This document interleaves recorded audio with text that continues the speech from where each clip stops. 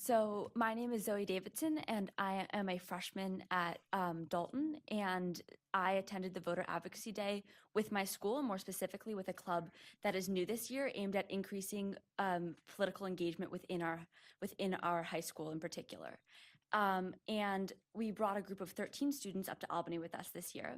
And everyone there was incredibly passionate about voting rights and election reform. And more specifically to us, it was our main goal was that we wanted to see our election system updated from the archaic and complicated one it is now to a much more to one that is much easier to use by the time that we are able to vote ourselves, because all the students who attended were freshmen, but every single day we hear horror stories about people being disenfranchised, and we want to ensure that when it is our chance to vote, we are able to do so. And further, it's important to us because we aren't able to actually vote, that we remain civically engaged and help others who are able to vote protect that right.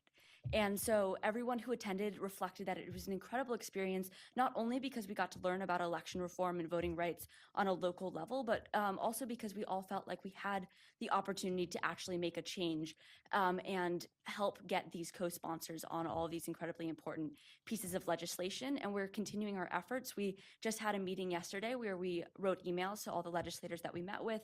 We're going to continue to tweet and call these representatives. And I also have another student who attended with me who's going to talk a little bit more about his particular experience. I'm Malcolm Cox. I also go to Dalton, and I'm a part of the club.